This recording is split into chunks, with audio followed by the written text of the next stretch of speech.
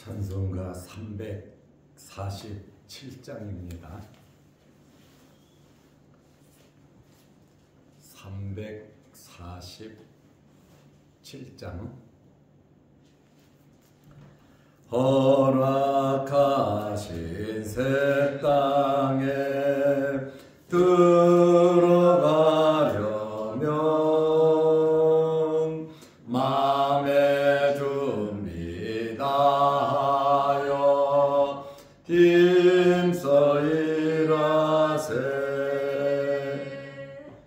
여호수아 본받아 앞으로 가세. 우리 거쳐서는 주님 품일세. 시험 환난 당에도 낙심 말고서 마음의 걱정 버리고 힘써 일하세. 여호수아 본받아 앞으로 가세. 우리 거쳐서는 주님 품일세. 앞서가신 예수님 바라보면서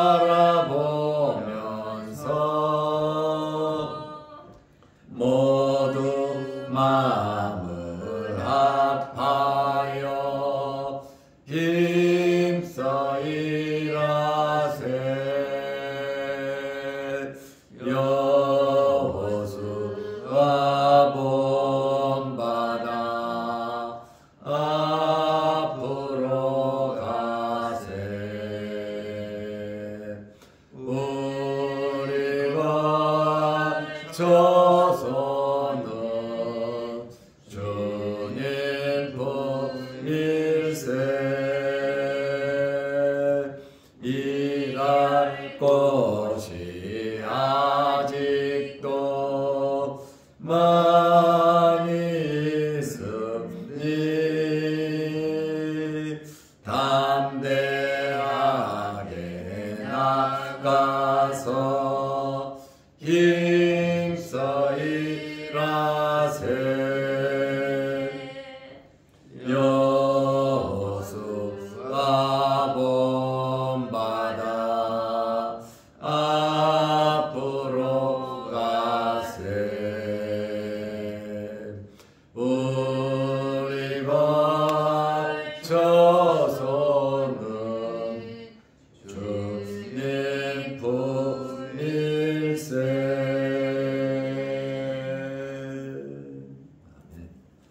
사도신경으로 우리의 신앙을 고백하겠습니다.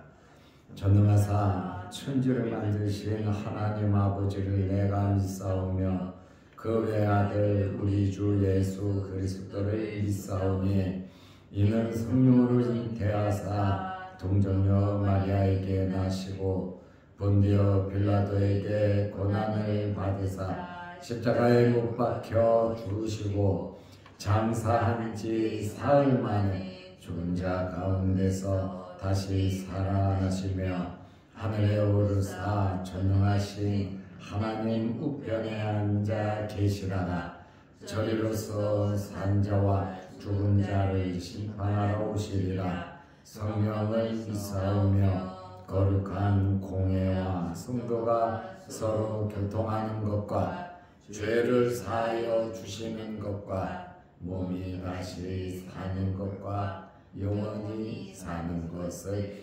믿사옵나이다. 아멘. 하나님의 말씀 요한복음 14장 1절에서 5절 말씀까지 보겠습니다.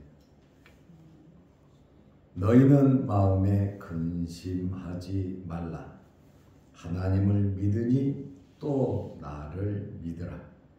내 아버지 집에 거할 곳이 많도다. 그렇지 않으면 너희에게 일렀으리라.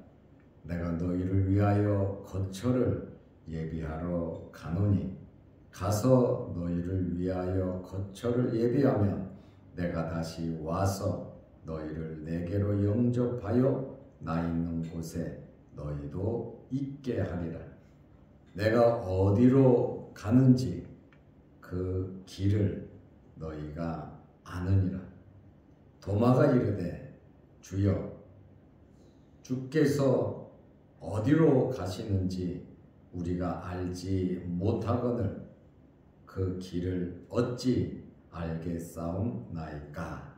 아멘. 5절 말씀까지 보았습니다. 오늘부터 요한복음 14장을 봅니다.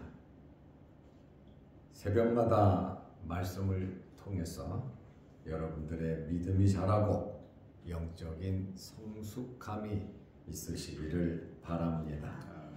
그리고 할 수 있으면 설교 원고를 보시고 추가되는 말씀은 메모를 하시면서 들으시면 더 많은 은혜가 될 것입니다. 설교 원고를 잘 활용해 주시기를 바랍니다. 예수님께서 제자들에게 강하게 말씀을 하십니다. 너희는 마음에 근심하지 말라는 겁니다. 지금 제자들이 굉장히 근심이 가득 차고 불안해하고 있었습니다. 왜냐하면 잠시 후면 예수님께서 떠난다 하셨고 너희는 나 있는 곳에 오지 못할 것이다. 지금은 나 있는 곳에 오지 못할 것을 말씀하셨고 또 예수님의 수제자 베드로에게는 너는 3번 나를 부인할 것이다. 이렇게 말씀을 하셨습니다. 이 정도 말씀을 들었는데 근심이 안 되겠습니까? 제자들은 모두 큰 충격에 빠져 있었습니다. 이때에 예수님께서 요한복음 14장 1절에 너희는 마음에 근심하지 말라. 하나님을 믿으니 또 나를 믿으라고 말씀하셨습니다. 근심, 걱정한다고 문제가 해결되는 것이 아닙니다. 근본적으로 근심은 해결되어야 합니다. 예수님께서 마음에 근심하지 말라고 말씀하셨습니다. 마음이라고 하는 헬라어는 카르디아라는 단어인데 행동의 중심, 감정의 중심을 나타냅니다. 그리고 이 카르디아라고 하는 단어는 신앙의 중심을 나타냅니다. 마음이죠. 이 카르디아는 심령을 의미합니다. 그러므로 마음은 영혼의 중심 기관이고 우리의 모든 인격을 마음이라고 합니다. 나의 진실된 모습이 어디에 있느냐? 나의 진실된 모습은 바로 마음에 있다. 그 말입니다. 마음의 이 근심은 치명적인 영혼의 질병을 의미합니다. 다윗은 뼈를 마르게 한다 그랬습니다. 마음의 근심은 영혼의 질병인데 이 마음의 근심이 있으면 뼈를 마르게 한다. 건강에 좋지 않다. 치명적인 상처가 된다는 말입니다. 마음의 근심이 지속적으로 유지되면 영적인 죽음에 이를 수도 있다는 겁니다. 마음은 굉장히 중요합니다. 왜냐하면 생명의 근원이기 때문에 바로 이 마음은 굉장히 중요합니다. 근원이라고 하는 단어를 보면 시작적, 근본, 본 바탕을 의미하는 단어입니다. 잠언 4장 23절 말씀에 보면 모든 지킬 만한 것 중에 우리는 지킬 것이 많습니다. 가정도 지켜야 되고, 교회도 지켜야 되고, 돈도 지켜야 되고, 자녀들도 지켜야 되고, 우리의 생업도, 친구도, 친척도, 권력도, 사람도 우리는 지킬 것이 굉장히 많습니다. 그런데 더욱 이 지킬 만한 모든 것 중에서 더욱 제일이 뭐냐? 내 마음을 지키라 그랬습니다. 마음을 지켜라. 생명의 근원이 이에서 남이니라. 우리의 말도, 우리의 행동도, 우리의 생각도, 우리의 모든 것이 마음에서 나오는 겁니다. 그래서 우리는 마음을 굳건하게 지켜야 하는 것입니다. 예수님께서 왜 근심하지 말라고 말씀을 하셨습니까? 제자들을 보호하시기 위함입니다. 사탄이 가져다주는 유혹, 또 불안한 마음, 낭만과 좌절, 온갖 어려운 일들을 마귀 사탄이 우리에게 주기 때문에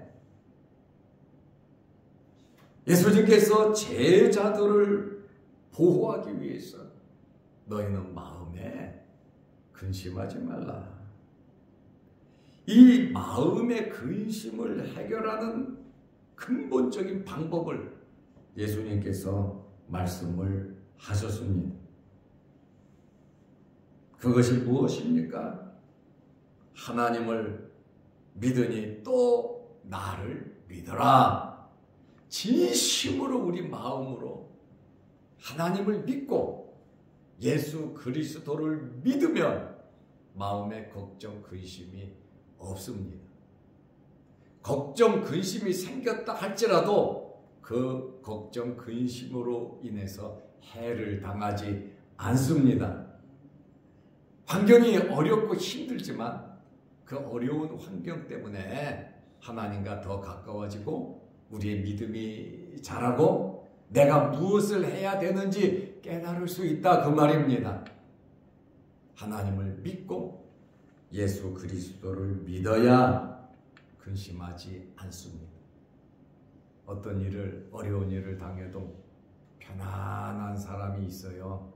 아무 걱정하지 않는 사람이 있어요. 그러면 사람들이 뭐라 그럽니까? 저 사람은 믿는 구석이 있나 보다. 저 사람은 뭔가 있다. 뭔가 있으니까 저렇게 태어나지. 나 같으면 죽었어.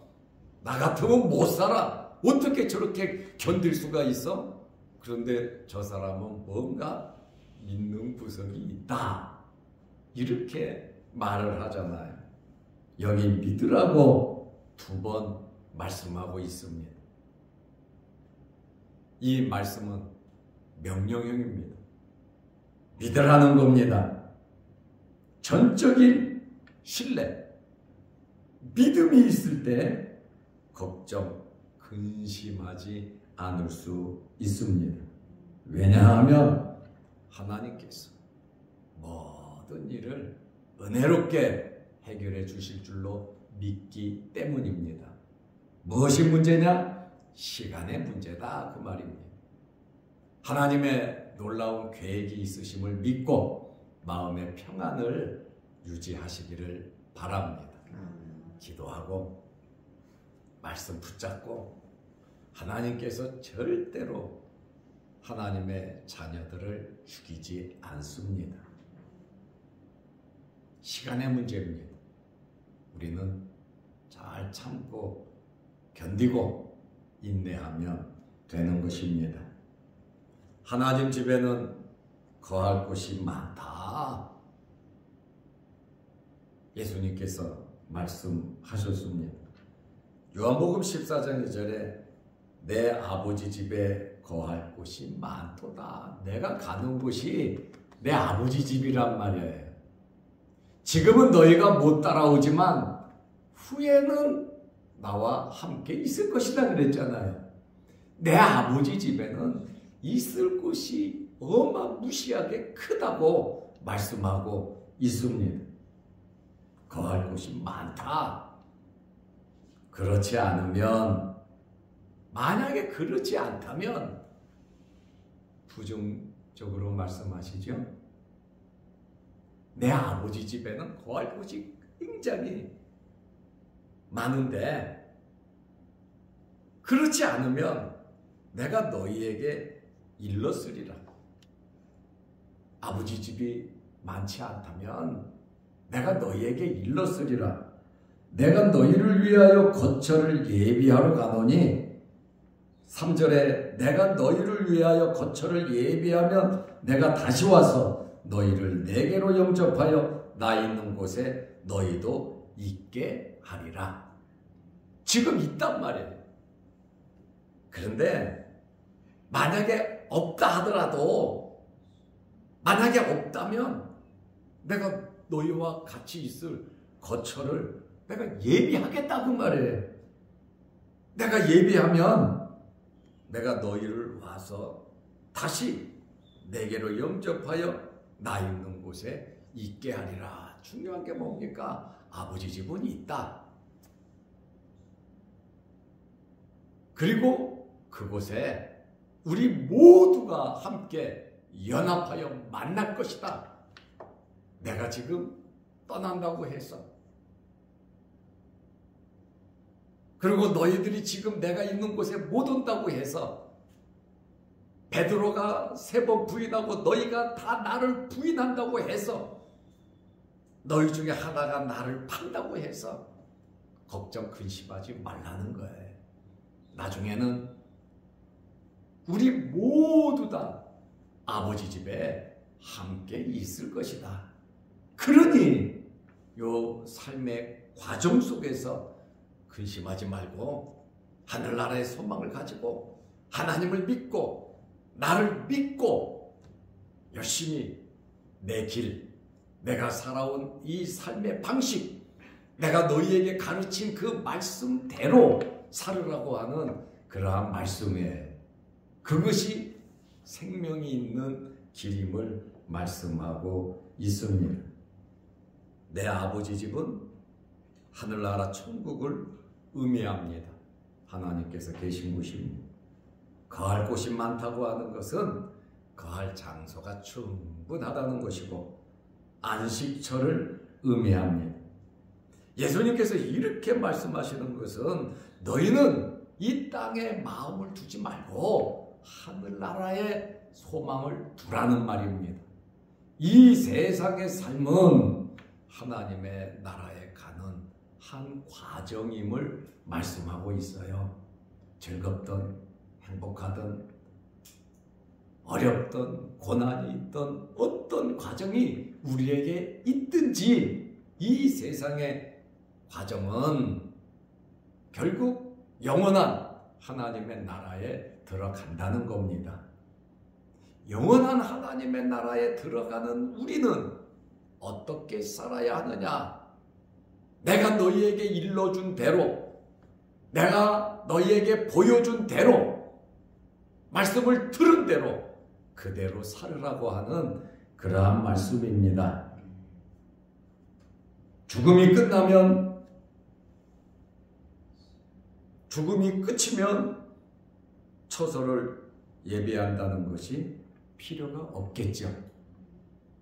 죽어서 인생이 끝난다면, 영원한 나라가 없다면 예수님의 부활도 헛것이고 우리의 믿음도 헛것이고 우리가 여기에서 정말 불쌍하게 헛살고 있는 거다 그 말이에요.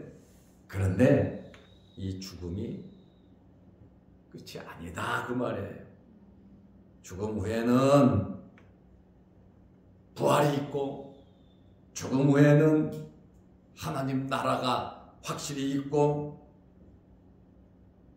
이 세상에서 어떻게 살았느냐에 대한 분명한 심판이 있을 것이고 죽은 후에는 우리는 갈 곳이 있고 서로 만날 곳이 이미 존재하고 있다는 그러한 말씀입니다. 그러므로 우리는 오늘 불안에 떠는 예수님의 제자들에게 너희는 마음에 근심하지 말라는 거예요. 하나님을 믿고 나를 믿으면 이 근심을 기쁨으로 바꿀 수 있다고 하는 그러한 말씀입니다. 이것이 영원한 소망이며 아울러 영생의 약속인 겁니다. 그리스도와 함께 영원히 거한다는 것, 이것은 우리의 희망이고 우리의 바람이고 우리의 소망이라는 말씀입니다. 그리고 예수님께서 요한복음 14장 4절 말씀에 보면 내가 어디로 가는지 그 길을 너희가 아느니라. 내가 어디로 가는지 그 길을 너희가 안다. 이렇게 말씀을 하셨어요. 지금 제자들은 벙찐 겁니다. 도대체 이 말씀이 무슨 말인지 이해가 안 되는 말씀 맞아요. 유대인들은 자살하려고 하나?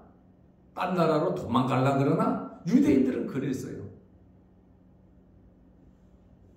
이렇게 예수님께서 내가 어디로 가는지 그 길을 너희가 아느니라. 예수님께서 초창기에 제자들에게 나를 따르는 방법에 대해서, 길에 대해서 말씀을 하셨습니다. 누가복음 9장 23절에 또 무리에게 이르되 아무든지 나를 따라오려거든. 길이잖아요. 그죠? 주님 가신 길. 그 길을 너희가 아느니라 그랬잖아요. 첫째, 자기를 부인하고, 둘째, 날마다 제 십자가를 지고 나를 따를 것이니라. 제자들은 예수님께서 가르친 교훈과 삶을 통해서 예수님을 따르는 길이 어떤 길인지 잘 알고 있습니다. 예수님을 따르는 길이 어떤 길입니까? 그것은 하나님께로 가는 길입니다. 비록 그 길이 좁고 협착해도 멸시와 천대와 십자가의 죽음이 있어도 예수님을 따르는 길은 결국에는 하나님 나라에 가는 길인 것입니다. 우리는 지금 이 길을 걸어가고 있는데 이 길에서 벗어나지 마시기를 바랍니다. 예수님 말씀하신 이 길, 예수님께서 우리에게 삶을 보여주신 이 길에서 우리는 벗어나면 안 되는 것입니다. 이 길은 영광스러운 부활을 향해 열려있고 영생의 길인 것입니다. 그러므로 이 길을 거부하지 말고 포기하지 말고 지속적으로 우리는 따라가야 하는 것입니다. 그런데 예수님의 말씀을 들은 제자들, 내가 어디로 가는지 그 길을 너희가 아느니라 말씀하셨는데 요한복음 14장 5절에 보면 도마가 말합니다. 그 길을 알 수 없다고 말합니다. 도마가 이르되 주여 주께서 어디로 가시는지 우리가 알지 못하거늘 그 길을 어찌 알겠사옵나이까. 그 길을 모르는데 그 길을 너희가 안다. 이렇게 말씀하시니까 이해가 안 된다는 거예요. 의심 많은 도마라 그러잖아요. 지금 11명 제자가 다 그래요. 그런데 이 말씀을 들으면 베드로가 불쑥 나올 텐데 베드로가 안 나온 게 이상하잖아요. 너 3번 부인할 거야 하니까 벌써 베드로는 기가 죽은 것 같아요. 그래서 그 중에서도 의심 많은 제자 도마가 물어본 겁니다. 이 말씀을 보면 예수님의 말씀과 제자들의 이해가 전혀 다르게 움직이고 있어요. 예수님은 아느니라. 그러나 제자는 어찌 알겠사옵나이까. 예수님께서 너희는 그 길을 알고 있다고 지금 전제하고 있어요. 너희는 그 길을 아느니라. 알고 있다 그랬단 말이에요. 그러나 도마는 그 길을 알 수 없다고 말했습니다. 우리가 제자 중에 대표성을 가지고 제자 모두가 모른다고 하는 말에 누구라도 알면 야, 이 길이야 하고 말하고 훈수를 들 거 아닙니까? 전부 다 몰랐다 그 말이에요. 예수님께서 제자들에게 너희가 알고 있다라고 전제한 것은 지금은 알지 못할 거다 말이죠. 그러나 성령이 오셔서, 보혜사 성령이 오셔서 기억나게 하고 깨닫게 할 것을, 그래서 너희가 안다라고 말씀을 하셨단 말이에요. 지금은 몰라. 그러나 좀 지나면 확실히 안다 이 말이에요. 요한복음 14장 26절에 보혜사 곧 아버지께서 내 이름으로 보내실 성령, 그가 너희에게 모든 것을 가르치고 내가 너희에게 말한 모든 것을 생각나게 하리라. 예수님께서는 이미 제자들이 나아갈 길을 알고 계셨다 그 말이에요. 너희는 아느니라. 그리고 그 뒤에 성령께서 역사하신다는 그러한 말씀입니다. 예수님의 말씀은 진리입니다. 그러므로 우리는 근심하면 안 됩니다. 어떨 때 근심하지 않습니까? 믿을 때 가능한 겁니다. 누구를 믿습니까? 하나님과 예수 그리스도를 믿는 것입니다. 믿음으로 예수님의 길을 갈 때에 성령께서 함께 하실 것을 믿으시기 바랍니다. 기도하겠습니다. 하나님 아버지, 오늘 주말입니다. 내 거룩한 주일을 잘 예배할 수 있는 하루 되게 하옵소서. 또한 봉사부, 교육부, 오늘 친교회 시간이 있습니다. 주님을 위해서 또 교회를 위해서 열심히 봉사하고 헌신한 수고한 성도들을 위로하며 격려하는 귀한 시간이오니 주님, 우리 봉사위원들과 또한 교육부 선생님들에게 크신 은혜, 복을 내리시고 저들의 수고를 기억하시고 하나님께서 갚아 주옵소서. 내일 거룩한 주일을 잘 예비할 수 있는 하루 되게 하시고 한 주간 동안 주일 전에 나와 기온이 떨어진 날씨 가운데서도 교회를 지키며 가정을 지키며 나라와 민족을 위해서 기도하게 하시오니 감사합니다. 우리가 기도한 기도 제목마다 하나님께서 들어주시고 응답하여 주옵소서. 내일 거룩한 주일을 잘 예비하고 준비하는 우리 모든 성도들이 되게 하옵소서. 추워진 날씨에 몸 상하지 않도록 건강 주시고 오늘 주신 말씀대로 근심하지 말고 굳센 믿음들 허락하여 주옵소서. 영상을 보면서 함께 말씀으로 은혜 나누는 성도들에게도 크신 복을 내려 주옵소서. 오늘도 이 새벽 하늘문이 열리고 우리의 기도 제목마다 하나님 응답하여 주옵소서. 예수님의 이름으로 기도하옵나이다. 아멘. 하늘에 계신 우리 아버지여, 이름이 거룩히 여김을 받으시오며 나라의 마옵시며 뜻이 하늘에서 이룬 것 같이 땅에서도 이루어지이다. 오늘날 우리에게 일용할 양식을 주옵시고 우리가 우리에게 죄 지은 자를 사하여 준 것 같이 우리 죄를 사하여 주옵시고 우리를 시험에 들게 하지 마옵시고 다만 악에서 구하옵소서. 대개의 나라와 권세와 영광이 아버지께 영원히 있사옵나이다. 아멘. 자유롭게 기도하시기 바랍니다.